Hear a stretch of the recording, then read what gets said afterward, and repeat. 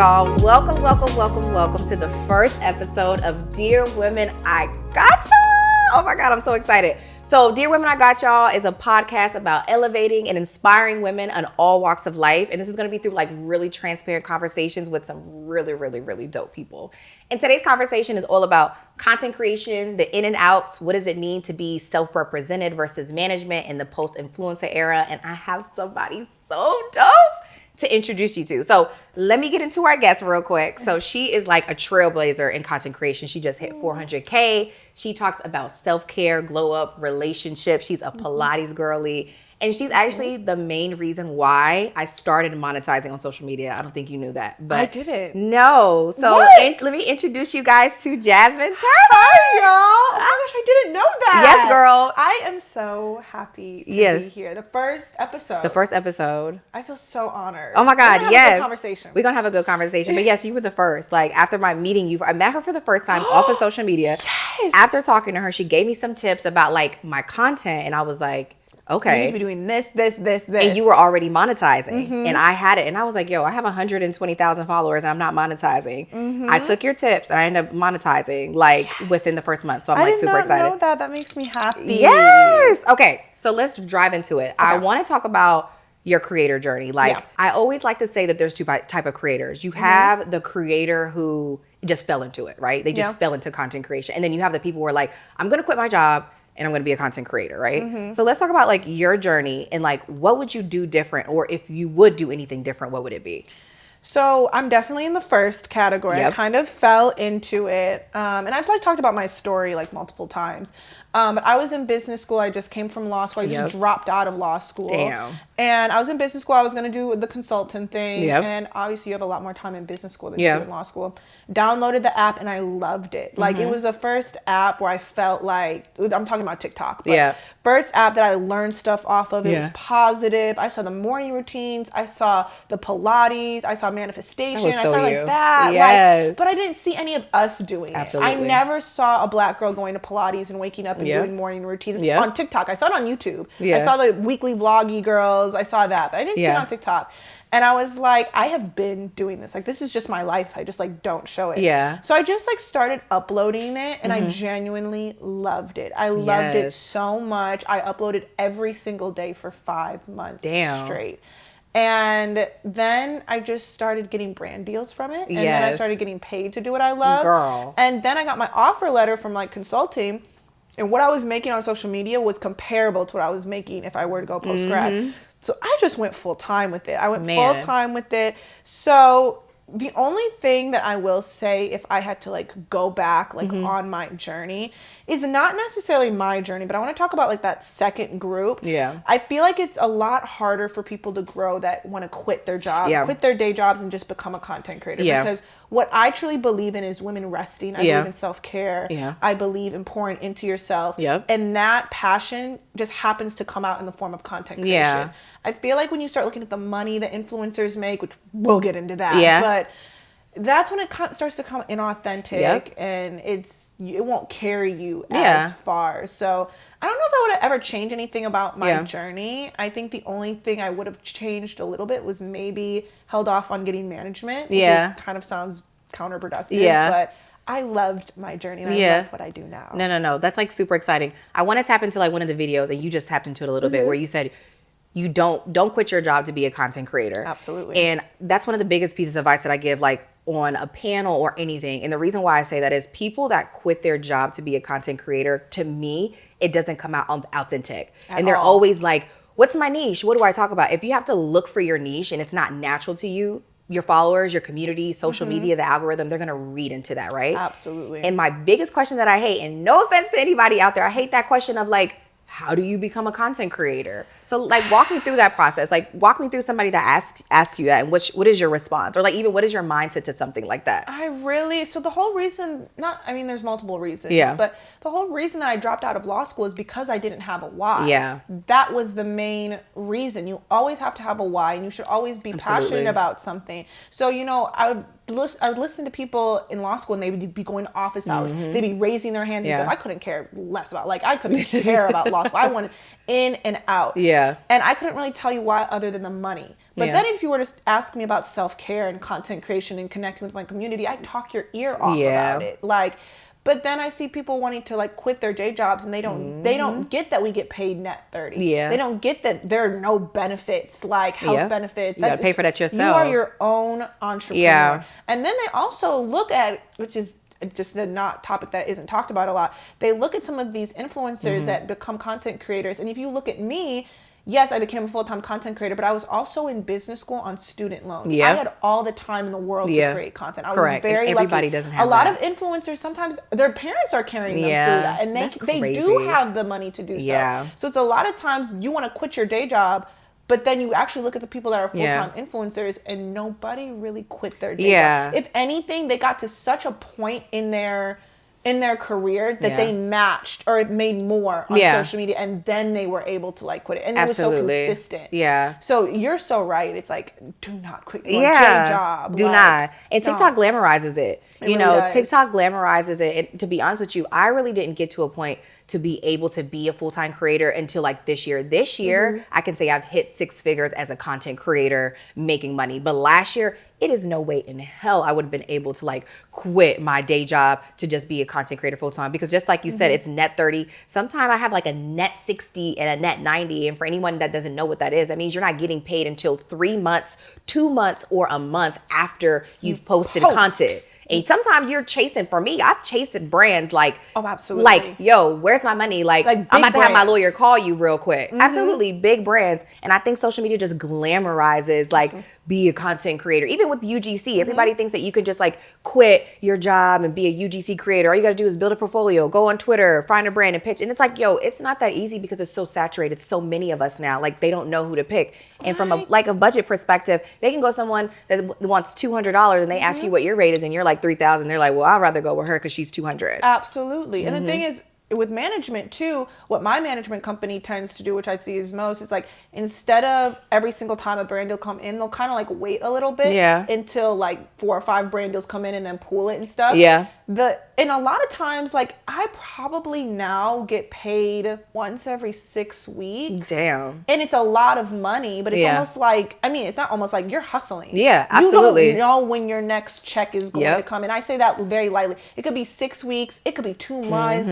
It might be thousands of dollars, but when am I going to get paid next? But then you got to pay your bills after that. Exactly. You got that 6 months, 6 weeks, and then it's like, okay, I got to pay rent, I got to pay this, and by the time your money runs out, and you got to hustle for another 4 or 5 deals. Like it's you. I would not leave until you're making the same, if not more, and you have like 6 months saved. I was going to say the same thing. You have to, and you 6 months saved, and that's not even like your emergency fund. That's not even play money. That's exactly like 6 months saved. It's not no game. No, absolutely not. Okay, so let's tap into what is it like to be a content creator. So it's more than just being like creating great content. It's about also like management. And it's also about collaboration. So I'm self-represented, as you know, and I've had horrible experience with agencies. I've had agencies where I never heard from them, or they didn't send me a brand deal for 6. I had a brand deal come in after I canceled my contract with an agency, and they still took my 15. They still took 20% because they was like, oh, well, it came from a sister agency.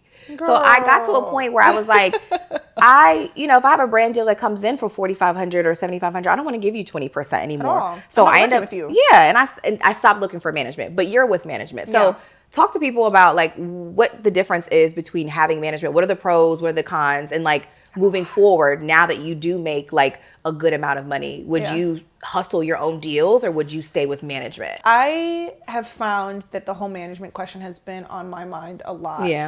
I felt like, and this was just coming from a corporate background, it's like coming from law school, coming from business school. I felt like when I graduated from business school, if I didn't have management, I felt like I was just going to be thrown to the wild, wild west, and I didn't know when the next brand deals. And at least if I had management, I had kind of like a safety net. Like I had people like answering my emails and stuff. And at that time, I felt like my email and my inbox was crazy. Like I couldn't just keep track of it. Now I look back and I'm like, girl, you could have definitely done this. Like, it wasn't that deep. Stop being dramatic. It was not that deep. Right. But I just felt like when I saw influencers with management, I'm like, oh, you really made it. Like when I see that, like, oh, like you're really doing it. You know what I mean? So once I hit around 140,000, I had a whole bunch of management companies reach out to me. Never sought out management like for myself. And I ended up, in my opinion, going with the most egregious one. They take a significant portion, but they do offer a lot in return in terms of like social media strategy. They have a good relationship with TikTok. My agent and I are she's just good. Like I remember like I'll be stressed out and she'll send me like a Starbucks gift card, or like, you know, she gets a cut of like my checks as well. Maybe like 3 weeks ago, she sent me a voice memo and she's like, I think you're doing a lot of brand deals. Like, I think you need to take a break. That's a cut out of her check. She wants to make sure that I'm good. And I remember Fashion Week came last time and events. Like, there's a whole bunch of pros to getting management. It looks good when companies reach out and they have a whole bunch of stuff. I would say the cons are definitely, one, that money. Baby, I hate giving up my money. It's just... It's a lot. And you know, I give up a lot. Like, I give up a lot. And it's also a very long-term contract. It's longer than the normal contract. Again, it was just very, very egregious. But they got me with...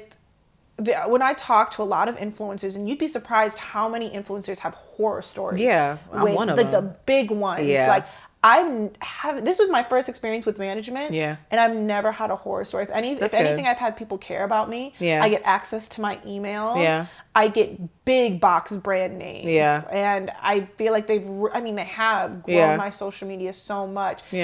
I still, saying all of that, if I were to go back in time, I wouldn't have gotten management. Because a lot of my brand deals today are still inbound. I would have gotten them anyway. Regardless. Now, I will say some of my big brand deals, they did get them for me. But if I had to like gauge it right now, I'd say like 60 to 70% are inbound. Like, I would have gotten them anyway. And I still wouldn't have given you like 30%. Exactly. Absolutely. Like, I wouldn't have given you that at all. So... But I still just wouldn't have done it. Like, it really doesn't matter. Like, what you actually could have really done, like, going back on it, you could have really just, like, created, like, a domain and Gmail. And you did your own. Of your own business, like, creating an S-Corp, creating an LLC, and just put that between the Gmail. And it looks just as professional. It looks just as legit. Or I would have just hired an assistant. And that's what a lot of influencers do. And I thought the same, though. Like, I was like chasing management because I was like, I thought that was the cool thing to do. I'm looking at Clark. I'm looking at you. I'm looking at Aaliyah. I'm like, yo, like I'm doing dope shit. I'm going viral. I'm like, why do I not have management? But then it's like when I had conversations and I was like sitting there thinking about the money that I had to give up. And even when I was doing like test trials with different like agencies, I was like, this ain't it. I could do the same outbound, you know. Exactly. I think they make the process simpler, and I do feel like they have specific connections around like New York Fashion Week. I kid you not. And I made a video about it. I was like, damn, like Jazz is in New York Fashion Week. I kid you not. And I was sitting because I was supposed to go, but the agency that I was working with at the time like was a total scam. And she was just a total scam. Was supposed to get my flight, was supposed to be this, and basically at the end of the day she was like, well, if you don't do X, Y, and Z, like you can't come to the event. And I'm like, yo, this is a day before New York Fashion Week. I was supposed to be flying in. That's a scammer. That's a scammer. And so I ended up cutting her off, but I remember sitting here on the couch and I was like, yo, like Jazz, everyone is in New York Fashion Week, and I'm like, I was supposed to be there, but I also just, you know, understand like it's timing and maybe you're not supposed to be there, you know, but I always used to think that representation was like, that's what makes you like the influencer. Really? You're right. But then I look at a lot of influencers now, and a lot of them don't have management. A lot of them do exactly what you just said. They create their own domain. They have their own like LLC, and they just manage it themselves, just due for the simple fact of that, because a lot of these agencies now have so many influencers on their roster, and they have maybe like 10 agents, and each of those agents have 10 or plus influencers. Girl, it's so annoying. It is. And it's like, I can't even knock it. Like, my agent right now, like, she's amazing. She's great. She's incredible. But I think she has like 6 influencers. That's I wild. see my inbox. It's just crazy. Yeah. Imagine 6. Yeah. So sometimes she can be very delayed in like responding. And it's really just not her fault. Yeah. Like, it's just crazy. People, and I'd be wanting to respond so badly, but again, not a lot of influencers have access to their email. Absolutely. I would say 98% of influencers don't have access. I see everything. I see every negotiation. I see if they're buying from me. And I even see smaller Black-owned brands come in, and I will message my agent and be like, do not give them my actual rate. Yeah. Give them what they can afford, and I will do it. Yeah. Whereas, like, if I didn't have access to my email, like, think about the amount of influencers, like, that smaller-owned brands be reaching out. Absolutely. And the agents just be like, oh, this isn't like Target. This isn't like Walmart. But that's the thing about, like, I'm a Leo and I like to control everything, right? So, you know, one of my biggest issues with the agent that I was working with, she wanted access to my email and she wanted me to put her email in my bio, but I wasn't able to have any access. And so when I did see stuff, I'm like, yo, this deal came in 5-6 days ago. Like, why are you not responding? Yeah. And I end up responding to them on the side. Exactly. And I'm one of those people where, like, you just got to be on top of your shit. And so, like, for you to be an agent that has that many influencers, like, you got to be burnt out too. Like, you got to be tired too. Like, that's your money, but at the end of the day, like, you have to be exhausted. And it's like, human. You're human. I couldn't do that. Yeah, and I want to be somebody's priority. Exactly. I want to be somebody's priority. And I know I'm not, like, an a Leo or anything of that sort. So I feel like I fall. It doesn't matter, though. Yeah. It doesn't matter. So I go back and forth. I'm like, I really do love my management, and they really, really care about me. And that is something, these big management companies that you see, they're not it. They do not care about you. Yeah. They are money hungry. They want their money, and they don't listen. Yeah. I have a big content creator friend who became a mom and was wanting to do like more like pregnancy stuff, wanting to do more pregnancy brand deals and stuff, and told her, like, this is the next phase of my life. I'm not going to be doing beauty and makeup as much as anymore. I want more lifestyle brand deals. Stuff. Did not listen to her. They were like, that's your niche. She's like, I want to grow as a content creator. I want you to grow me. Whereas, like, I feel like I told my management company, I want to do more travel stuff. I want to do more, like, restaurants and stuff like that. This. I told them I want to do some more stuff, like, with my dog, like, on the side, like, stuff like that. Because they be like, paying for them pets, girl. Oh, my God. They be paying Why for did them Benji get, like, a $10K brand deal? I believe it. I said, not you paying your own daycare food. I will get a dog just for that. I hear people talk about it all the time. But I don't put them on my page so much, though, because they'll eat that up and I won't even care. Yeah. It will turn into a dog page. For sure. Yeah, I go back and forth. I honestly couldn't tell you at this moment what I'm going to do in the next year. I have 1 more year left. Yeah, I think it's good for people to know, though, because I think a lot of the time, just very much so like me, like, I feel like I was a little thirsty. I was a little pressed for having an agency. Yeah, I was, and I can admit that. Like, I'm just too thirsty, and now I'm sitting here looking at it. I'm like, man, I've had 20K, 30K months by myself negotiating deals, and I was like, if I would have had an agent, like, it probably wouldn't have been a little bit different. And now, granted, there's probably some amazing agents out there, but I don't want to feel like I'm just another one on the roster. Like, I want you to know that I have potential or that I'm special. The most ideal that I would like would be someone that started their own agency and it's just very one-on-one rather than like a management company. Yeah. I don't know if I want to go with a company anymore rather than a person. Yeah. Because I have another content creator friend. She has a person. Yeah. And she's on it. Yeah. Like, she's on almost like an auntie type of stuff, but very business. And she cares. Yeah. She's on it. She gets access to her emails. She goes over to like her house for dinner. That's what stuff. It is. That's what I need. It's good. Yeah. I'm like, I want that. Yeah. So that's what I want, y'all. We'll see. So I want to shift gears for a second. Okay. Being a content creator means you have to share a lot. Yes. You have to share a lot. I've been in multiple relationships on social media. How do you know what to share and what to keep private? Because I feel like my last relationship was very public.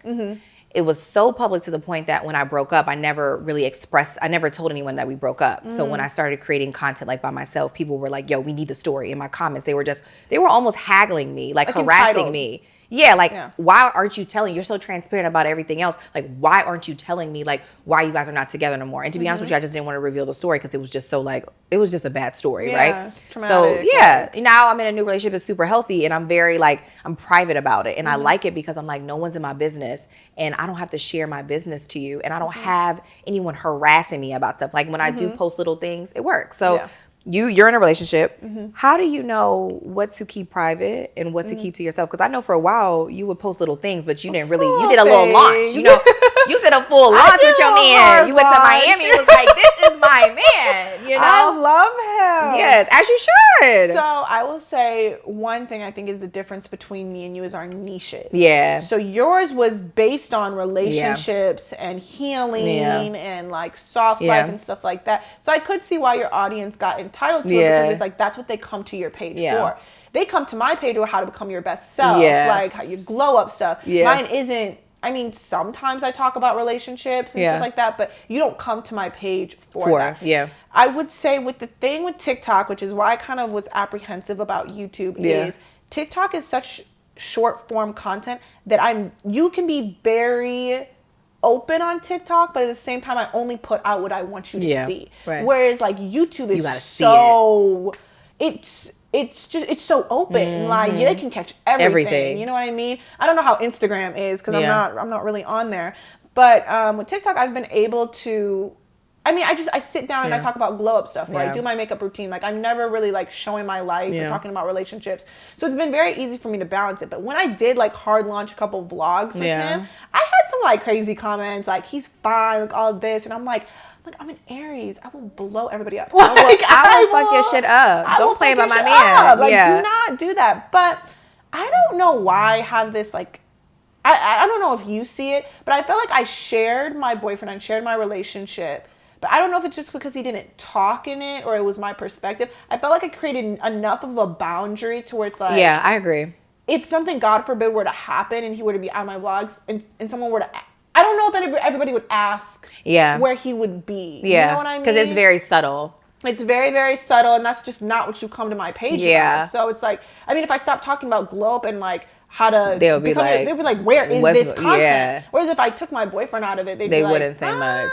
But like no one would like really say anything. So it's my niche, but I'm nervous about YouTube, but I just don't think I'm going to... I think snippets of vlogs are good. Yeah. But I don't think I'm ever going to have him talk. I don't think I'm ever really going to like say exactly like what he does or his personal. I don't think I'm actually going to say anything about him ever. Yeah, the only thing I've ever said is astrology side. Yeah, just keep a glimpse. Exactly. I mean, I'll say it on my live because like we chit chat, like whatever. Yeah. But I just don't think I'm going to like share anything about him. But I'm also not going to hide it because like that's life. That's part of being transparent. Yeah, like for sure. It allows people to get to know me more. But only after I waited for like a year. No, I think for me, like what I'm learning is like, you know, how to be, you know, private, but I don't have to showcase everything. Exactly. I feel like for a long time, social media glamorizes these relationships on social media, and half the time they're not even as beautiful as they sound. Girl, you know, not at all. They're not. But for a long time, I always, I don't know, I want to say admired or aspired to be like, yo, I want to be like that. So when I had the person to do so, I think I did that, and then it kind of just backfired on me. So like versus the situation I'm in now, I'm like, man, it feels good to be able to have something for myself. Yeah. And, you know, I could say certain things where people are like, oh, girl, you got a man, da-da-da. But it's not like full-blown on comments because people were just so like invested in my business. And it was like when I was on live at one point where I had to like kind of snap. And luckily some of my followers, they're so loyal to me. They was like, yo, she doesn't want to talk about it. Like, stop asking her about it. But some people was like, I don't understand why you just don't want to be transparent about it. Like, you transparent about everything else. And I really had to be like, ma'am, like, it's not your business. It's not your relationship. It doesn't change what you do. It doesn't change if you go to work or not tomorrow, if you know about my relationship. But people get so and that's what social media does. Sometimes it consumes you, right? And it makes you like be so into it, like, and you compare your life to others, you compare your relationship to others, and it's like you learn that it's just not a real thing at the end of the day. Like privacy is a beautiful thing, and I'll be talking about that in like my podcast too. Like privacy is a beautiful thing, and I didn't really learn that until I got into the relationship that I'm in now. Privacy is a privilege. It's a beautiful thing. I think one of the best compliments that I get by my friends and my boyfriends, like specifically, is they say how detached I am from social media. Absolutely. And they don't understand. Like, they don't understand. They're like, you're a whole influencer, but like, we never really see you on our phone, on your phone. When we go out to dinner, we never see you on your phone. And then when you are filming it, we barely even like notice it. We don't even see you scrolling and stuff like that. That's amazing. I don't know if it's because of virtue of on social media, but I don't be scrolling like that. I don't be knowing trends like that. Like, I post I know why I'm here. I'm here to help women. I'm here to help women like rest and feel comfortable within their own skin and become their best selves. I post, I go, I interact with my community. I keep it within my bubble and I just like detach from it. I love it. So it's like, that's where my privacy comes into because I mean, just how they can be like asking a whole bunch of questions. Like I can be, like you said, I can be interested in other people's lives too. Like a little too much. Like I have to, I don't be scrolling on anything. Yeah. But that's why your content works though, because it's like, I tell people all the time, I'm like, I'm a healing self-care girl. The moment I do some makeup, get ready with me content, it flops. Cause me too, kind of. No, girl. No, a little bit me too. It depends. It depends on if I tie it back. Yeah, to the glow up. To the glow up. That's when it does well. But if I'm just showing like a lipstick combo, it will not do well. No, like bitches be like, bitch, I don't give a fuck about your makeup routine. Girl, I got out of a relationship. Like, what do I do? And it's like, that's fine. But that's also like when going back to like the original question, when people ask like, what's your niche? Like, I hate I'm that about question. to quit. Your audience will choose it for you. Post what you're passionate about, throw stuff at the wall, see what gets like the most views and engagement and stuff like that. And are you comfortable about recreating that type of content? If yes, then that is your niche. And that's what I tell people. I'm like, what is your niche? What do you do? Like, if you like to watch TV shows and create a page around like different movies. If you're a mom, talk about parenting tips. If you like to cook, show food. Like, I think people get so stuck on this niche. And now it's like, there's the sub niches part where you can like, you do glow up, but then it's also like, how's that glow up apart? Like to travel, to self-care, to relationships. Like there's so many, and that's how you expand as a creator. I always say there's always, if you really are like want to quit your job and find on your niche or whatever, fine. But what I say is don't look at niches. Everyone has a unique story. Yeah. And everyone has something unique that like their friends be calling them about, to be asking them questions and stuff. With me, when I left law school and I started business school, I had a lot of isolation time alone. And a major part of who I am is becoming my best self. I had no choice but to glow up. I had no choice to start investing in myself and becoming my best self.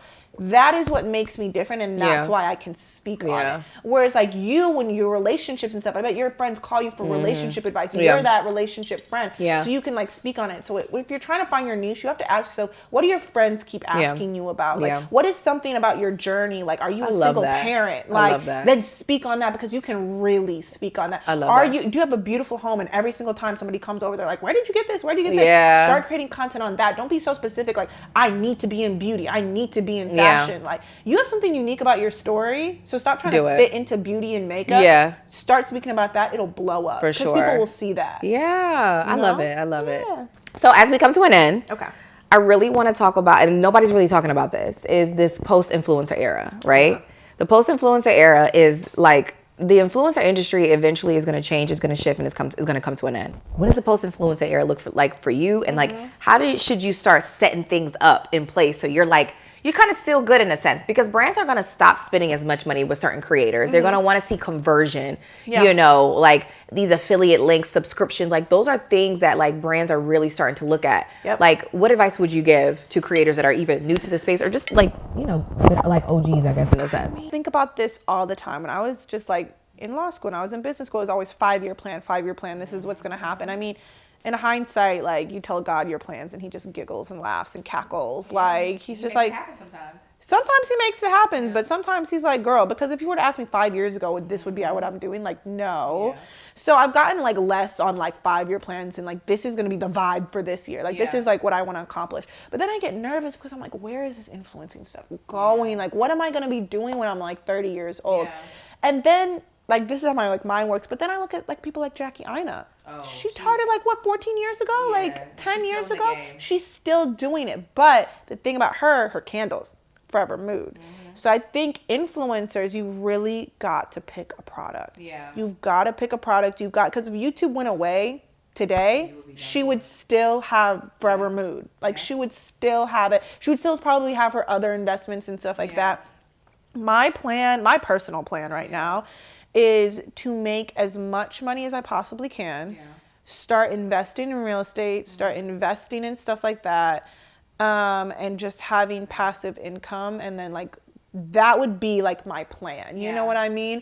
But when people ask me like, oh, like, do you think is it too late to like join influencing? I don't think it is at all. Really? I really don't think it is. I see people blow up all of the time. You just have to be, I would say it's a little harder, but you have to be smart about it. I think there's definitely a shift to YouTube, which I think is interesting because it's like YouTube came out, it's been in the game, and then TikTok came out, they're like, YouTube's dead, like everyone wants short form, and then slowly it's starting to come back. Like YouTube pays money. Things are always circular. You know, we went from like TV, nobody wants that anymore, and then we went to YouTube, nobody wants that anymore, and then we went to TikTok and Instagram stories and stuff like that. And then it's starting to go back to YouTube, and then it's going to start to go back to like TV. Everything's just, I mean, we learned that in business school. Like that's just how trends are going to be. And you look at stuff like TikTok Shop, like that's what's fucking up the algorithm at the moment. Exactly. No, it really, really is. Yeah. And it's like we're starting to become brands and stuff like that. But I don't know. It's hard for me to say that influencing's going to die, you know what I mean, at least in the short term, because people really like to connect to other people. Absolutely. And I'm sorry, a celebrity popping up on my TV selling me a skincare, it doesn't do it. Whereas like if I say, oh, I really use this facial cleanser, somebody's going to go buy it. So it's hard to see like what could be better than human connection. And I know AI and I know ChatGPT and I know all of that stuff, but like, and even if you look at like the writer's strike, you know, with all of like with all of the AI stuff, I still truly believe like human connection is always just going to prevail and people are going to listen. You just have to be smart about like why you're doing it. And you need to be fine with being uncomfortable. Yeah, for sure. And you need to be fine with the journey not looking like how you think it's gonna because it's not how you think it's gonna turn out. So I couldn't really like tell you my 5-year plan, but if I had to like look at like the post-influencer era, it's definitely gonna be more like selling, definitely going to be more product like placed and stuff like that. I think what I have seen is beauty brands moving more towards TikTok. And then the long-term partnerships and the more health and stuff like that moving more towards like YouTube. I personally, I mean, I'm a TikTok girly, but I feel like the YouTube girlies will always reign. Oh, absolutely. I feel like the YouTube girlies will always reign. And I say that because they always have. YouTube has not, because I'm not the biggest YouTube like watch or whatever. So when I really started to like, I'm like, okay, you know what? I do have a YouTube personality. Like, let me start doing this. And I started doing my research on YouTube. The girlies be on YouTube. I'm talking every single video somebody posts, it's like 200,000. 200,000 views. That's how Monet started. That's how I love her. I love her. But the YouTube girlies will always reign because you look at Jackie Aina. But the thing that made Jackie Aina different, because you look at OG YouTubers that have died out and stuff like that, they did not adapt. They didn't. Jackie Aina has always adapted. Every single time a new social media has come out, she's been on it. She's never been resistant to change. She had like to me she's really the blueprint about what post-influencer life looks like. Staying on YouTube, doing stuff, but if TikTok comes out, start to lean into it more. If IG stories start to come out, start to lean into it more. All of that. Exactly. And she's very protective of her piece. She doesn't let people like she's really to me somebody that I truly, from like a business and content creator, not even from like a beauty standpoint or whatever. Like I really look at her journey and be like, this is kind of how I want it to be. Like I would love to start making that YouTube money. I would love to start investing it into like real estate or brick and mortar type of stuff. I would love to have like my own thing that maybe I could sell at like Ulta or Sephora one day. I can totally see that. And then I would just love to live on passive income. And absolutely. But I always joke with my mom. I joke with my mom. I always go, my retirement plan is marriage. My retirement plan is marriage, child. Like that's gonna be that is so funny. My retirement. No, I wish that was my. I would say this. I think the post-influencer era is about. I tell people all the time, I'm like, think about your brand. How would you build your brand if social media wasn't around? You know. So I always think that this post-influencer era is more so brands are going to be looking to influencers for longer term partnerships. Like this year, I got my biggest brand deal, and it's a 1-year partnership, and I'm like, damn, like, and it's good money, and I'm like. I'm like, this is what post-influencer era looks like. They want to see consistent faces on their social feeds and your social feeds talking about it. And before they didn't want that. They wanted new faces every single campaign. It doesn't work. I've gotten, actually, now that you've said it, I've gotten like 3 or 4 recent long-term. I mean, they haven't been a year, but I think my longest one is 6 months right now. Still like consistency. Oh, that's once a month type of check. That's covering my bills, my everything once a month off of one long-term brand deal. Absolutely. They want to see consistent faces because your community resonates So if they keep seeing an ad from Jazmin once a month, they're like, oh, that's my girl. She's talking about milk makeup, I'm getting it. She's talking about these vitamins, I'm getting it. Like, oh, she's not playing. Like, right. If she's still talking about this, it has to be something that's good about this. And a lot of times, like a tip to content creators, because I just did this recently, and I have 400,000, which isn't like a million or anything like that. Girl, I reached Look at her downplaying her 400,000. Look at her downplaying her 400,000. I reached out to a brand asking. I asked my manager, asked them for a long-term partnership because I loved the product so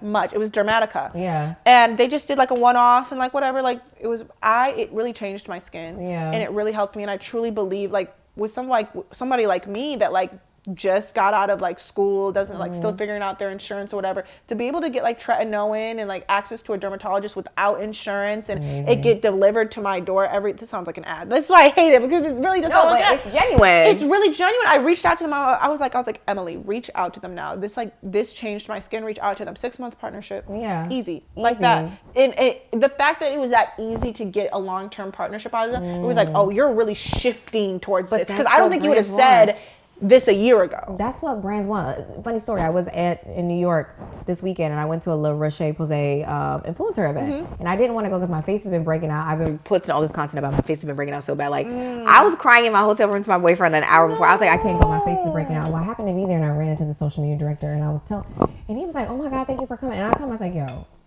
I was crying an hour before this, and their event was all about like acne positivity, like how it's connected to mental health, and like acne is normal. Like you're not gonna have perfect skin, And I was talking to him, and he was like, "Let's chat after this." And it's like brands are looking for like community and something that's personable, and I feel like that's what this post-influencer era is. Storytelling. They're looking for storytelling, like real shit. Like don't sell me some UGC type stuff. Like tell me that you really use this product and it really worked for you, you know. And then on top of that is you selling your own product. You had your pajamas that did bomb. Thank you. I want to bring them out. I want to bring them back low key. We'll see. They were so good. And then you have your glow up challenge, like those little things, like me doing this podcast, my agency, and like doing my journals, my affirmation cards. Like that's what the post influencer era looks like. Add-ons to it that can make us just as much money. Yes.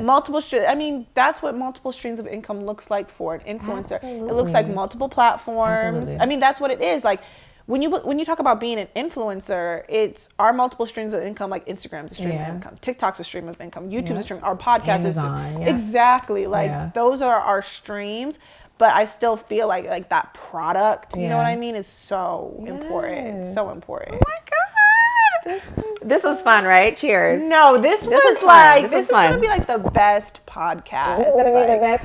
I'm very proud of you. Thank you. I appreciate it. Very proud of you. Well, that was the end of the first episode with the lovely Jaz Turner. Wait, tell them what they can follow you. Like, let's give them the details. Everything is Jaz Turner 16. But I think if you look on YouTube, it's just Jaz Turner. Okay. J-A-Z. J-A-Z, not J-A-S. Yeah, people ask me all the time. They're like, and then when they go to spell my full name, they go J-A-Z-M-I-N-E. I'm like, no, it's J-S-M-I-N-E. But yeah, it's just Jaz Turner 16 on everything. I'm not on Instagram like her as much. She on Instagram, that's why. But I just be posting anything. But TikTok and YouTube is where you can find me. Well, Jazmin, thank you so much for hanging out with me on the first episode. And y'all, stay tuned. I want to come back season 2. Soon. Yes. Thank you so much. All right. Bye, y'all. Bye. Hey, y'all. What's up? It's Jazmin with Dear Women, I Got Y'all. And thanks for watching. Check out our other shows, Women of TmrO and Hidden Hands.